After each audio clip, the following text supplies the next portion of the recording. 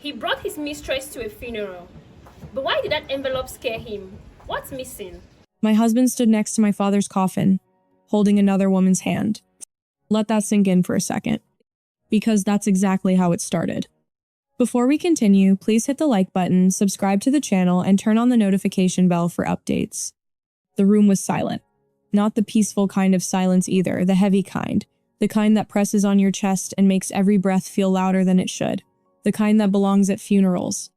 Black suits, soft crying, the faint scent of lilies in the air. And then him, Daniel, walking in like he wasn't late, like he wasn't about to tear something open that should have been left buried. But he wasn't alone. He had her with him. A woman I had never formally met, but somehow I already knew. Do you ever get that feeling? When your body reacts before your mind catches up? When something inside you just clicks? Yeah.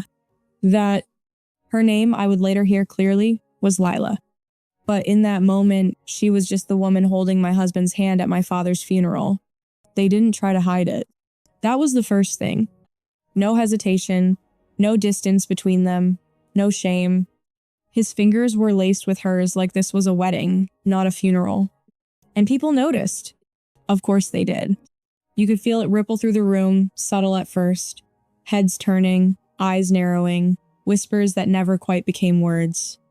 My aunt beside me stiffened. My younger brother leaned forward slightly, like he wasn't sure if he should step in or stay frozen. But no one said anything. Not yet. Because everyone was waiting. Waiting for me.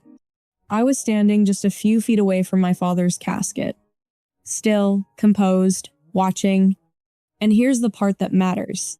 I didn't look surprised. Not really. Not in the way you'd expect. Because the truth is, this didn't start here. This wasn't the beginning. This was just where he decided to make it public. Daniel walked her down the aisle like this was his moment, like he was unveiling something he'd been proud of hiding. And then he stopped right in front of my family. Not the back row, not somewhere discreet. No, right in front. And with the same calm voice he used when ordering coffee or closing business deals, he said, "I figured it's better everyone knows now." Knows what, Daniel? That you've been cheating? That you picked this day? That you thought I'd break right here, in front of everyone? He turned slightly, gesturing to her. And then he said it. "This is who I'm with now." Just like that. No apology, no hesitation, no awareness of the man lying in the casket 10 feet away. Let me ask you something. What would you have done? Would you have screamed? Cried? Thrown him out? Because that's what everyone expected me to do. I could feel it. The room holding its breath, waiting for me to shatter. But I didn't. I just looked at him, really looked at him. At the confidence in his posture, at the way he thought he had already won. And then I smiled. Not a big smile. Not dramatic. Just enough. And I said something that made the entire room shift. "Thank you for doing this here." You could hear the confusion. It spread faster than the whispers.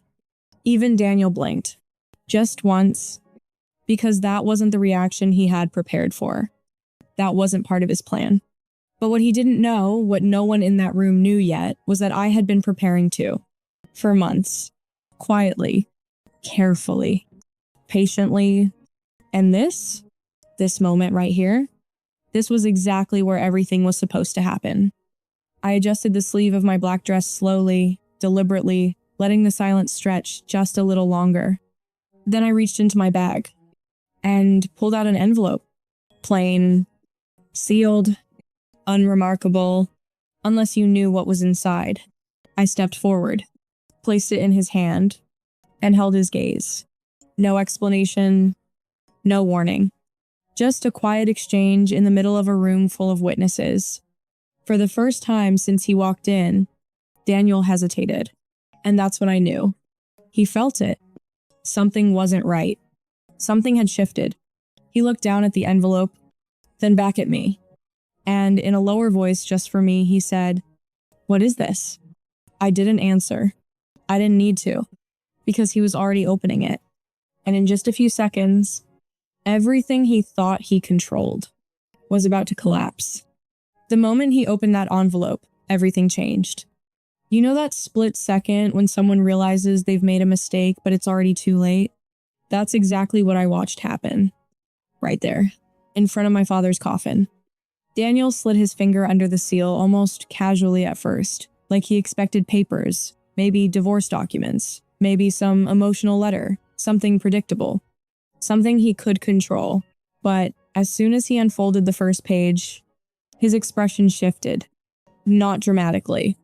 Not at first. It was small, subtle. The kind of change only someone paying close attention would notice. Which I was. His brow tightened. His eyes slowed as they moved across the page.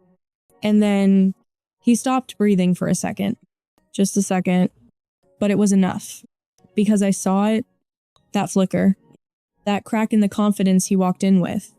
His hand lowered slightly, like the paper had suddenly gotten heavier. And then he turned to the second page.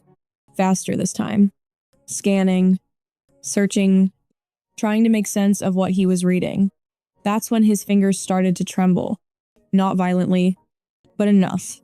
Enough that the paper made a faint, almost inaudible sound as it shifted in his grip. And suddenly, he wasn't the man who had just walked in announcing his new life. He wasn't in control anymore. Daniel? The voice came from beside him. Lila. Soft. Confused. She leaned slightly closer, trying to read his face. Trying to understand what had just happened. Because she felt it too. That shift. That invisible line where everything turns. But Daniel didn't answer her. He couldn't. His eyes were locked on the last page now. And I could see the exact moment it hit him. His jaw tightened. His shoulders stiffened. And then, slowly, he looked up at me.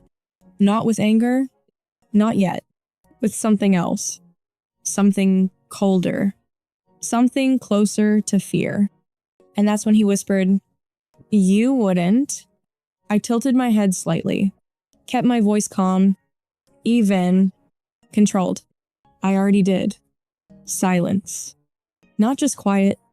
Silence that echoes. The kind that makes people shift in their seats without knowing why. Because now, everyone could feel it. They didn't know what was happening. But they knew something was... My brother took a step closer to me. My aunt's grip on her purse tightened. Even the priest paused mid-breath, like the entire room had fallen out of rhythm. And Daniel? He looked back down at the paper again. Like if he read it one more time, it would change. Like the words would rearrange themselves into something less final. They didn't. His lips parted slightly, but no words came out.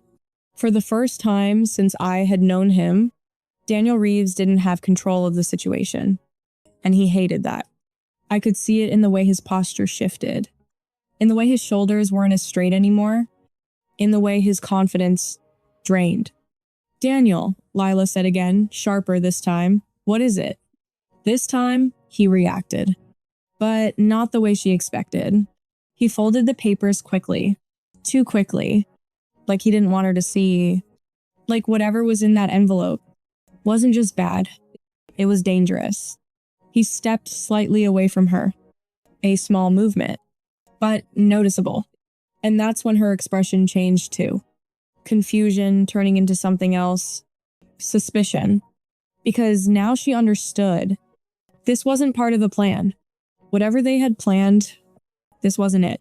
I took a slow breath. For the first time that day, I let myself feel it. Not grief. Not anger. Something steadier. Something colder. Control. Because this moment, this exact moment, was months in the making. And they still didn't know half of it. Not yet. Not what I had seen. Not what I had uncovered. Not what I had already set in motion before today ever arrived. And that's the part no one in that room understood. This wasn't me reacting. This was me finishing something. And if you're wondering how it got to this point, why I didn't scream, why I didn't break, why I thanked him instead, then you need to go back with me. Back to when the first crack appeared. Back to when I realized my husband wasn't just cheating. He was planning something much worse. This didn't start at the funeral. It started the moment he thought I'd never look closer. Let me ask you something. What's worse? Finding out your partner is cheating, or realizing they've been lying so well that you almost missed it? Because that's how it began. Not with a dramatic reveal. Not with lipstick on a collar or a late-night confession. No, it started quietly. Small things. Easy to ignore if you wanted to. Daniel and I had been married for 9 years. 9? That's long enough to know someone's patterns. Their rhythms. The way they move through life when they think no one's paying attention. And Daniel? He was consistent. Structured. Predictable. Until he wasn't. At first, it was just longer work hours. Big client, he said. Important deal. You know the script. I didn't question it right away. Why would I? We had built a life together on ambition. Late nights weren't unusual. Stress wasn't new. But then it started stacking. Late nights turned into overnight trips. Overnight trips turned into weekends away. And suddenly, his phone was never out of reach. Always face down. Always silent. Always just out of sight. Have you ever noticed how quickly someone changes their habits when they think you won't notice? Because I did. I noticed everything. The way he started dressing differently, sharper, more deliberate. The new cologne. The way he smiled at his phone, but not at me. And still, I didn't confront him. Not yet. Because here's the thing people don't talk about. The moment you accuse someone, the game changes. They adapt. They hide better. They prepare. And I wasn't ready for that. So instead, I watched. I listened. I waited. Then came the first real crack. A name. Just dropped casually into conversation. Lila. No hesitation. No significance in his tone. She's just helping with a few accounts, he said. Just that word. It always sounds harmless, doesn't it? Just a colleague. Just a meeting. Just work. But something about it didn't sit right. And I couldn't explain why. Not yet. So I did something simple. I remembered the name. That's it. No confrontation. No reaction. Just filed it away. And then a week later, I found the receipt. It wasn't hidden. That's what made it worse. It was tucked into his jacket pocket like it didn't matter. Like I'd never see it. Luxury hotel. 2-night stay. 2 guests. And the date? The exact same weekend he told me he was out of town for work. Now let me ask you this. At that point, would you confront him? Would you throw the receipt in his face? Demand answers? Because I almost did. I really did. I stood there in our bedroom, holding that thin piece of paper, and I felt it. That surge, that urge to explode everything right then and there. But I didn't, because something stopped me. A thought. Clear, sharp, uncomfortable. If he's this careless, what else is he hiding? And that's when it changed. That's when it stopped being about emotion and started becoming something else. Something colder. More deliberate. I put the receipt back exactly where I found it. Didn't mention it. Didn't react. And that night, when he came home, I smiled. Acted normal. Listened to his story about meetings and clients and delays. And I watched him lie. Effortlessly. That was the moment I knew. This wasn't new. This wasn't a mistake. This was practiced. And if he was this comfortable lying, then I needed to know everything. Not just about her. Not just about the affair. But about whatever he thought he could get away with. So the next morning, I made a decision. Not emotional. Not impulsive. Strategic. I picked up my phone and I hired someone, a private investigator. No drama. No warning. Just quiet action. Because if Daniel was building something behind my back, I was going to see the entire structure. Every piece. Every lie. Every hidden move. And a week later, the first report came in. photos, dates, proof. But that wasn't the part that changed everything. No, it was the attachment at the bottom. A set of documents. Legal, detailed, and completely unexpected. I stared at them longer than I should have, reading the same lines over and over again, trying to make sense of what I was seeing. Because this wasn't just an affair anymore. Not even close. This was something else. Something planned, something calculated, something that had nothing to do with love, and everything to do with control. It wasn't just betrayal, it was a setup. The affair wasn't the worst part, it was what they were building behind it. Let that land for a second. Because cheating, that's emotional, messy, predictable. But this was structured, intentional, and far more dangerous. When I opened those documents the investigator sent me, I expected more of the same photos, timestamps, maybe hotel bookings, proof of betrayal. Instead, I found numbers, accounts, transfers, patterns. At first, it didn't make sense.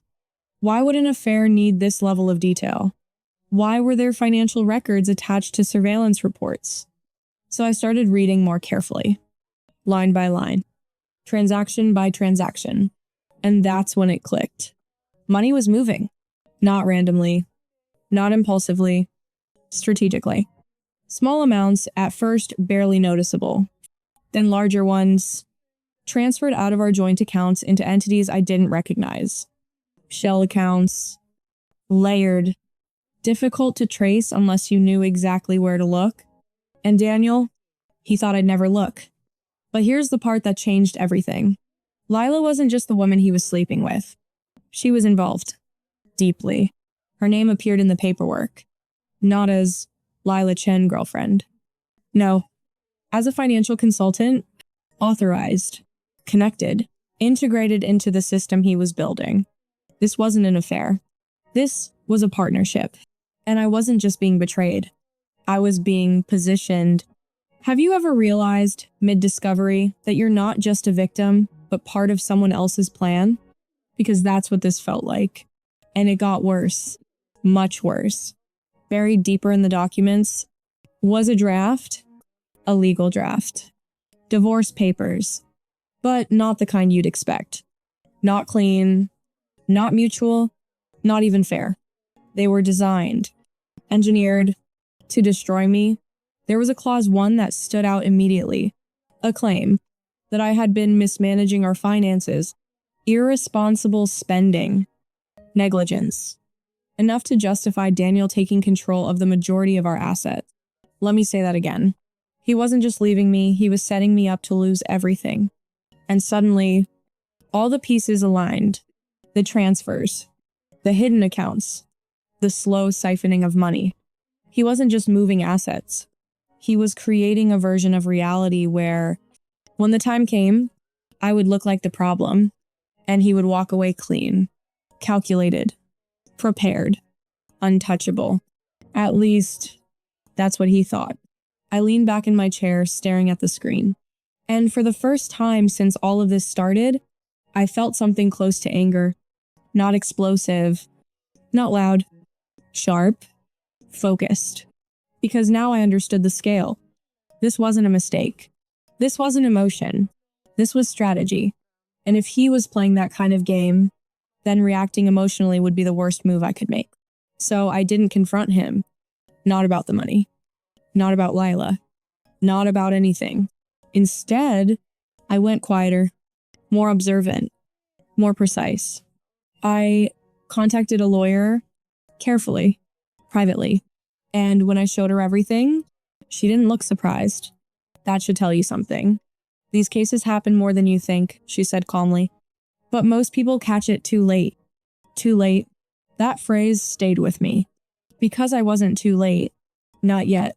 We built a case, step by step, documenting every transfer, every forged justification, every connection between Daniel and Lila. And then we did something he never expected. We moved first.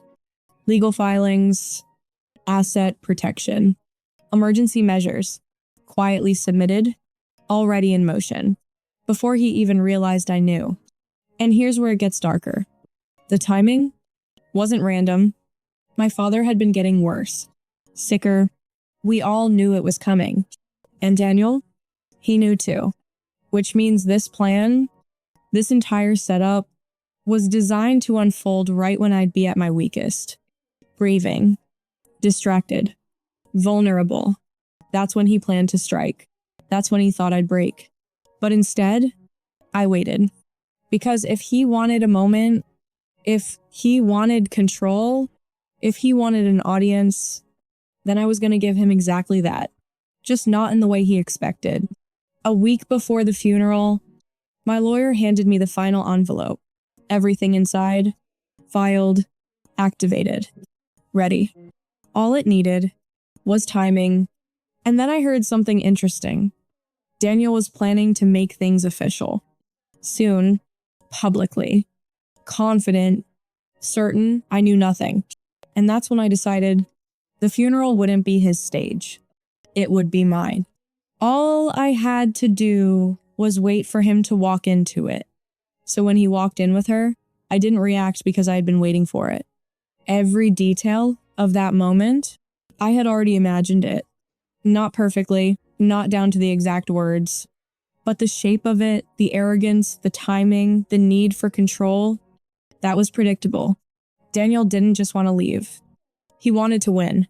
And in his mind, winning meant doing it publicly, decisively, in a way that made him look untouchable. So when those chapel doors opened and he walked in with Lila beside him, I knew this is it. He didn't even look around at first, didn't take in the room, didn't acknowledge where he was standing, because in his mind, this wasn't a funeral anymore. It was a stage, and he was about to deliver his final line. I watched him walk down the aisle, slow, confident, measured. Lila kept pace beside him, her posture controlled but not as steady as his. She was composed, yes, but not immune. Her eyes flicked around the room, taking in the stares, the silence, the tension. Because even if she didn't fully understand what was happening, she could feel it. That something about this wasn't right. But Daniel, he didn't hesitate. Not for a second.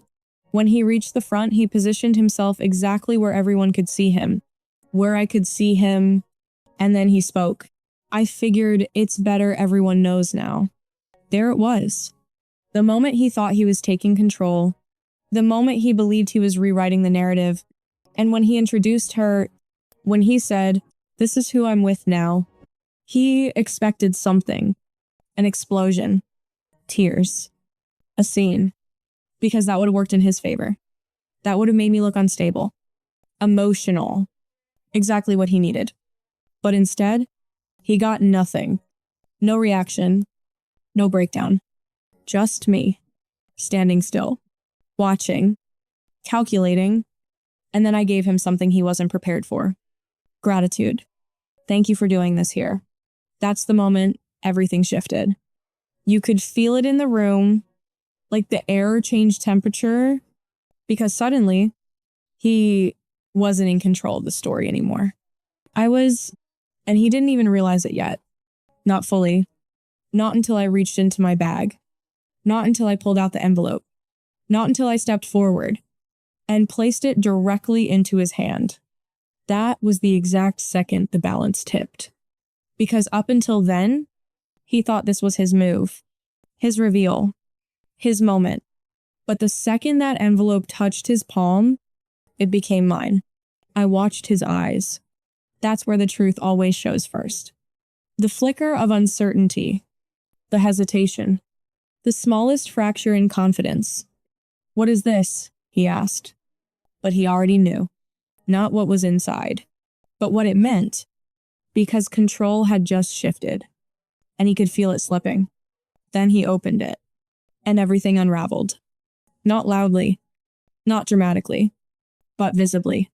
First, confusion, then concentration, then fear, real fear. His shoulders tightened. His breathing changed. His grip on the paper became unstable. And suddenly, Daniel Reeves, the man who orchestrated everything, didn't know what to do next. That's when Lila stepped in. Daniel, what is it? Her voice wasn't confident anymore. It wasn't aligned with him. It was questioning, and that's when the cracks spread. Because now, she wasn't part of a power move. She was standing next to a man who looked like he had just lost control of something big. Something serious. Something irreversible. He folded the papers too quickly. Tried to contain it. Hide it. But it was too late. The room had already noticed. People were watching him now. Not me. Him. And for the first time, he was the one being seen. Not as composed. Not as in control. But as someone unraveling in real time, I leaned slightly closer. Just enough so only he could hear me. And I said, "Check the last page." He hesitated. Just for a second, but then he did. And whatever he saw there drained everything from his face. Color, confidence, control. Gone. His lips parted, but no words came out. Because now he understood something the rest of the room didn't. Not yet, but they were about to. Because this wasn't just exposure. This wasn't just revenge. This was something final. Something already in motion. And there was nothing he could do to stop it. And that's when everyone started to realize this wasn't his moment anymore. The last page wasn't a warning. It was a confirmation. Daniel didn't need to read it twice. But he did anyway. Like his brain refused to accept what his eyes were seeing. That final page wasn't complicated. No legal jargon to hide behind. No ambiguity. Just a clear, official notice. An emergency court order had already been approved. All shared accounts. Frozen. All flagged transactions under investigation. And beneath that, the line that broke him completely. A formal referral for criminal financial fraud had already been submitted. Not planned. Not threatened. Submitted. Processed. Active. That's why I told him. I already did. Because by the time he stood there, in front of everyone, trying to take control of the narrative, it was already over. Logical payoff what actually happened. Here's the full truth. Daniel and Lila hadn't just been having an affair. They had been working together for months, carefully, deliberately moving money out of our joint accounts into layered shell accounts. The goal? Simple. Drain assets slowly. Then file for divorce with a narrative already in place. That I was financially irresponsible, unstable, unfit to manage shared wealth.